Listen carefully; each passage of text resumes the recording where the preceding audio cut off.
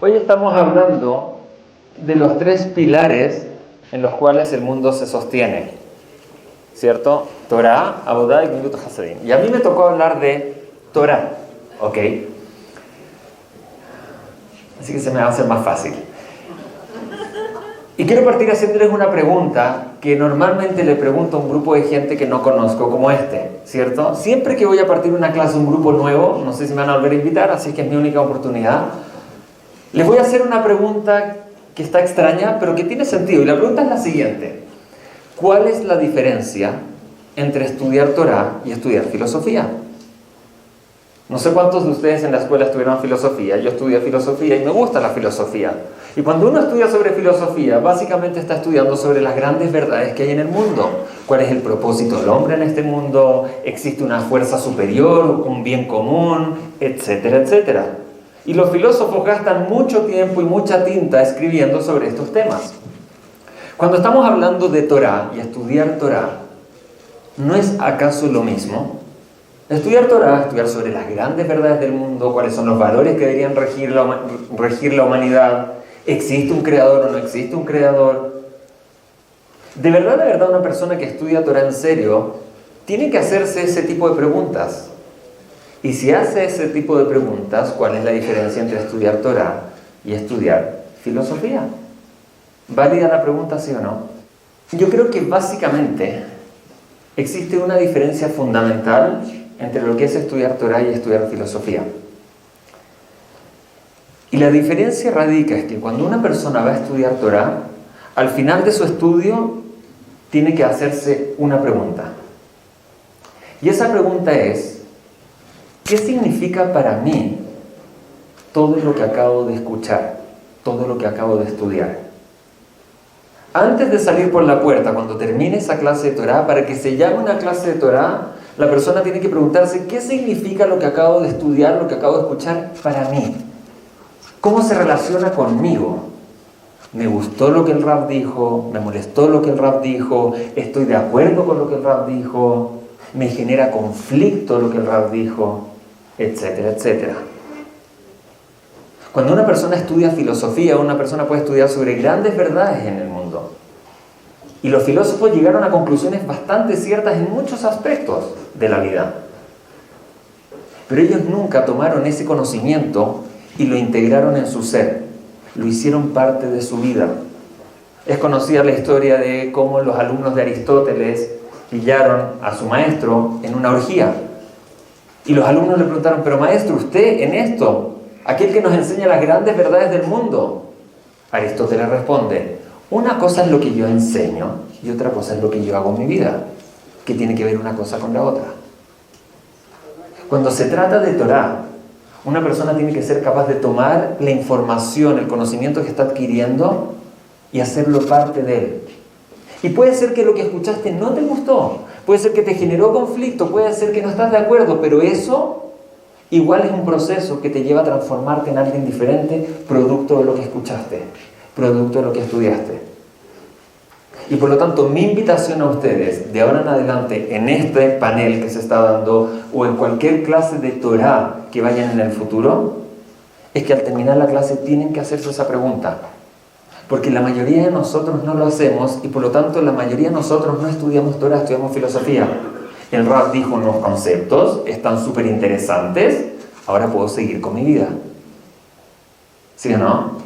Entonces, en vez de ver una serie en Netflix, fui a la clase del Rab porque me insistió mucho que vaya. Y lo único que hice fue entretenerme durante 1 hora y ahora ya puedo volver a mi vida. Hay algo interesante, cuando un hombre sube a leer la Torah en la sinagoga, no sé si ustedes saben que la persona tiene que subir a leer la Torah por un lado y bajar por el otro. Y la pregunta es ¿por qué? Y la respuesta es bastante obvia. Porque una persona que sube a leer la Torah no puede bajar de la misma forma que subió. Una persona que fue expuesta a Torah, que leyó Torah y bajó igual, no puede ser.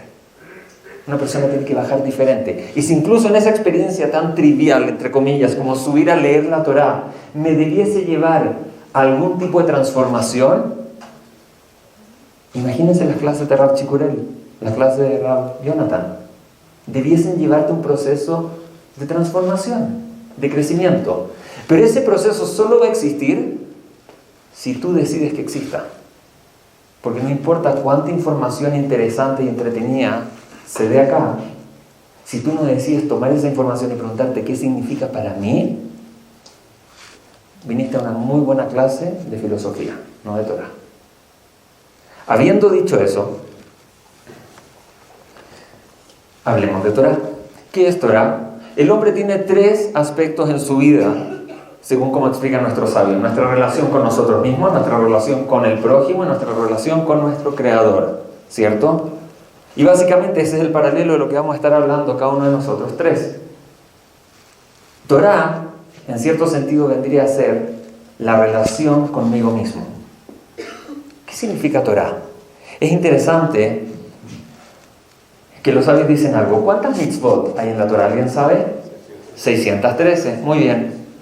Y los sabios hacen la pregunta: ¿cuál mitzvah es más importante que la otra?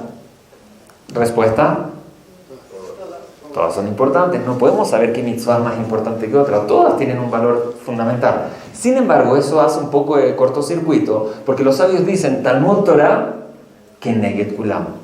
Es decir, si yo pongo 612 mitzvot acá y pongo la mitzvah de estudiar Torah del otro lado, la balanza se inclina para allá. Los sabios dicen Talmud Torah keneged kulam. El estudio de la Torah tiene un peso más grande que todas las otras 612 mitzvot. Ahora, eso es raro. ¿Saben por qué es raro? Porque ¿qué es Talmud Torah? ¿Qué es el estudio de la Torah? ¿Qué es Torah? Torah básicamente, y el estudio de la Torah, es cómo yo vivo cumpliendo con los mandamientos. Cuando yo estudio Torah tengo que saber cómo me pongo tefilim, cómo no hablo lashon hará, cómo tengo que pagar impuestos. La Torah rige absolutamente todas las áreas de mi vida.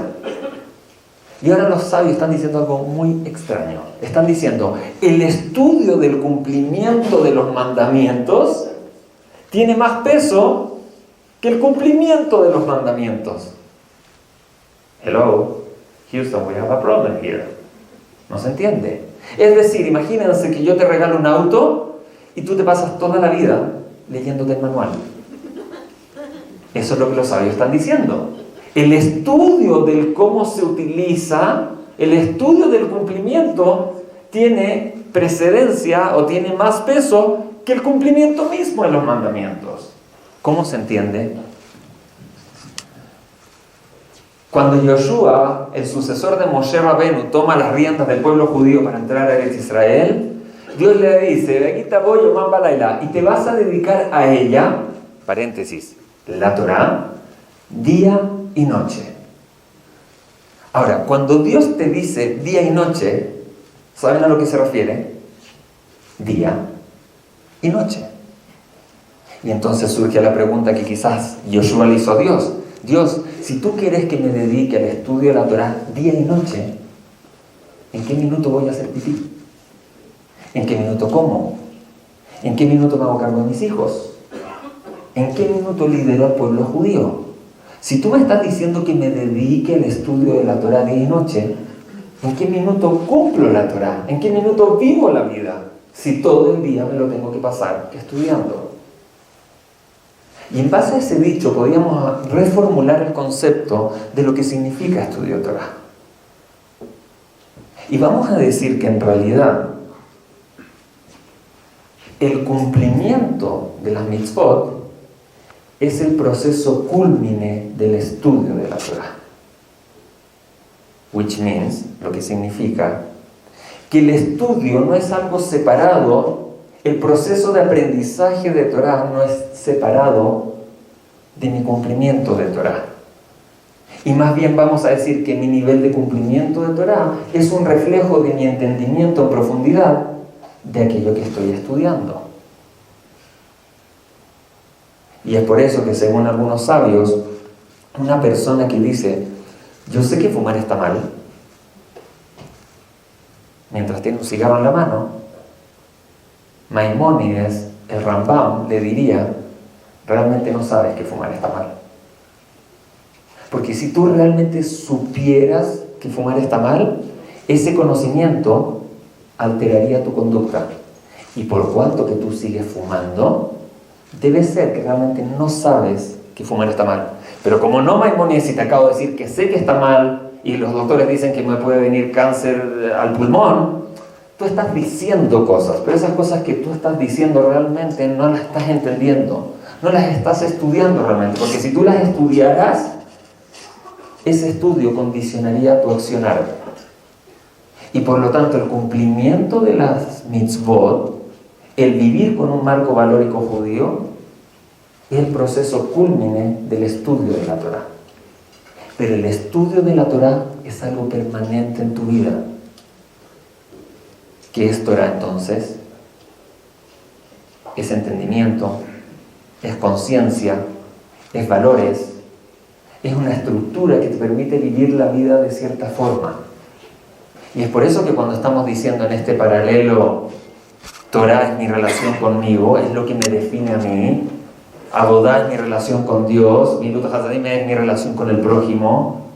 Torá tiene que ver con decir quién soy, cuál es la definición de lo que yo soy, cuál es mi estructura valórica, cuáles son mis niveles de conciencia, cuáles son mis niveles de sensibilidad frente a las cosas que ocurren alrededor mío. Eso es Torá. Y el hecho que yo sea capaz de vivir de acuerdo a esos valores es un reflejo de que mi estudio está siendo efectivo. Porque ¿de qué sirve estudiar si realmente yo no vivo de acuerdo a aquellas cosas que considero que son correctas? Y vuelve a surgir la pregunta: ¿cuántos de nosotros vivimos de acuerdo a los valores y a la estructura que el judaísmo nos presenta? Hace como un mes atrás leí un estudio genial. El estudio dice que cuando tú les preguntas a las personas en la calle, ¿te consideras buena persona o no? ¿Cuál es la respuesta que todas las personas dicen? Que sí.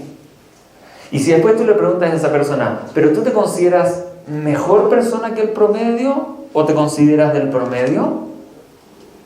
Si mal no recuerdo el porcentaje, creo que el 87% de las personas se consideran mejores personas que el promedio de la gente. Lo cual es muy interesante. ¿Por qué? Porque si eso fuese cierto, nuestra sociedad estaría en un nivel mucho más alto del que está. Es decir, todos tenemos la falsa impresión de que somos mejores que el promedio de las personas. Pero eso no es verdad. ¿Por qué? Porque si todos lo que pensamos eso fuera cierto, el estándar estaría completamente alto. Entonces, ¿por qué sentimos eso? Porque hay un gap entre aquello que yo percibo de mí, entre aquella cosa que está en mi mente y cómo esa cosa que está en mi mente se refleja en mi vida. Cuando nosotros decimos que una persona tiene la obligación de estudiar día y noche Torá, estamos diciendo que realmente el reflejo de mis acciones tiene que ser coherente y consistente con aquello que está en mi cabeza, con aquello que estudio. Y es por eso que Maimónides le dice a la persona: tú no sabes que fumar está mal. Tú no sabes que fumar está mal. Si supieras que fumar está mal, dejarías de fumar. Y por lo tanto, cuando nosotros decimos que el estudio de Torá es algo que sostiene el mundo, en parte, ¿saben a lo que nos referimos? Que el estudio de la Torá y la Torá nos sostiene a nosotros mismos, nos define a nosotros mismos. Acá voy a decir algo que va a sonar un poquito talibán, quizás. Una vez estaba dando una clase que me salió muy buena. Hay clases buenas, hay clases malas. Esa me salió muy buena. Y se me acercó un argentino, que yo más o menos sabía quién era, completamente secular, pero esas personas anti-talibán como yo, o sea, así. Se me acerca y me dice: che, chilenito, buena tu clase, bueno lo tuyo. Dice: pero ¿sabes qué? Yo soy buena persona, yo no necesito tu Torá ni tus clasecitas, porque yo soy buena persona. Yo le digo: mira, muy interesante, déjame hacerte una pregunta. ¿Cómo tú defines aquello que es bueno y aquello que es malo? ¿Cómo tú puedes definir aquello que es bueno y aquello que es malo? Entonces él me dice: intelecto. Tengo una mente que me permite pensar y concluir cosas. Y yo le dije: ok, I hear, buen punto. Pero tú te das cuenta que cuando tú sales al mundo y ves la sociedad, la definición que la sociedad tiene de bueno y malo cambia completamente de una sociedad a otra. En Chile, el aborto se considera asesinato. En Massachusetts está permitido por la ley. En Holanda la marihuana es legal y en Chile al menos es ilegal. Entonces, cuando tú sales al mundo, te vas a dar cuenta que la gente tiene valores contradictorios unos de otros. Y no solo cambian esos valores según sociedades, también cambian en el tiempo. Hace 2000 años atrás, ver cómo los gladiadores hacían jaroset era entretenido. Hoy nos iríamos todos a la cárcel por ser cómplices de asesinato. ¿Se dan cuenta? Entonces yo le dije a este señor, no compatriota, sino que compartimos frontera, le dije, ¿cómo tú puedes definir aquello que es bueno y aquello que es malo? ¿Cómo tú puedes saber que estás viviendo de acuerdo a lo que es bueno? Entonces él me dijo, y con esto voy a tener que cerrar porque así me pidieron. Él me dijo, no, yo por ejemplo pago impuestos, me dijo él. Por ejemplo, yo trato bien a mis hijos. Y interesante que me empezó a enumerar 5 o 6 cosas que él hace bien. ¿Qué es lo que a él se le olvidó? Enumerar todas las otras. ¿Cierto? La mayoría de nosotros pensamos que ¿qué es lo correcto? Lo que sea que yo hago. Lo que sea que yo hago, la forma en que yo vivo mi vida, esa es la forma correcta de vivir. Y es por eso que el estudio dice que la mayoría de nosotros nos consideramos mejores personas que el promedio de la gente. ¿Por qué? Porque nosotros consideramos que la forma en que nosotros entendemos la vida y que vivimos nuestra vida es la forma correcta. Si hay una persona que es un poquito más religiosa que yo, no, ese es extremista. Ese es como talibano, se metió en ese cuento, la religión y la kashrut, no, ese está loco. Si por otro lado me llega otro que cree menos que yo, que respeta menos que yo, no, ese no es judío, ese es un goy, ese está asimilado. Una vez me pasó eso, llegó un papá que me querían matar porque su hijo empezó un proceso a hacerse más religioso por culpa mía. Me dijo que usted le está metiendo cosas a mi hijo en la cabeza, que se quiere poner tefilín y que la cosa y todas esas son tonteras. Y tuve una inspiración divina en ese minuto. Le dije que yo entiendo por qué usted está enojado. Usted está enojado porque su hijo no es exactamente igual que usted. Usted se enoja que su hijo se ponga tefilín, ¿sabe por qué? Porque usted no se pone tefilín. ¿Pero qué pasaría si su hijo mañana llega con una persona que no es judía y le dice, no, esta es mi novia, me quiero casar con ella? ¿Qué le diría usted a su hijo? No, Haz de Shalom, Shema Israel, el Haram de la Torah, todas esas cosas que se dicen acá. ¿Por qué? No, porque eso es menos de lo que yo hago. Lo correcto es vivir de acuerdo a lo que yo hago.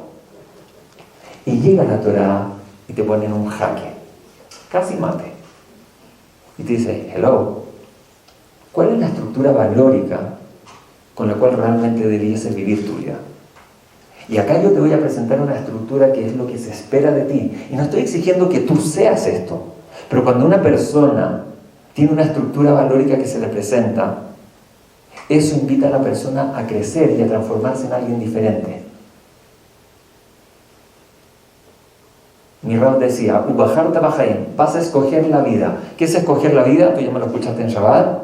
Escoger la vida es escoger los desafíos en la vida. Eso es lo que te genera vida, el escoger los desafíos, enfrentar los desafíos y crecer a través de ellos. Muerte es lo que la mayoría de nosotros elegimos diariamente. Evadir desafíos, evadir ver cosas que nos pueden poner en jaque nuestra vida y vivir cómodos. Y cuando llega Rosh Hashanah se nos pide, nosotros pedimos más bien por un año más de vida. ¿Cuál es el tipo de vida que quieres vivir? Porque desde la perspectiva del judaísmo, la vida que realmente se considera vida es aquella que te lleva a enfrentar desafíos y crecer a través de ellos. ¿Cómo? Adquiriendo nuevos niveles de perfección en tu vida. ¿Cómo? Adquiriendo Torah. Sonó muy religiosa esa frase, pero ya entienden a lo que me refiero. Adquirir una estructura valórica y moral que a veces te ponga en jaque en tu vida. Porque es justamente ese jaque el que te invita a crecer y a transformarte en alguien diferente. Y por consecuencia, en definirte de esa forma. ¿Qué es Torah? Lo que yo soy, lo que yo debiese ser. En psicología, el super yo, si quieren llamarlo así. Pero es eso justamente lo que te invita a adquirir mayores niveles de espiritualidad y que eventualmente se reflejan en tu relación con Dios y en tu relación con el prójimo. Bueno.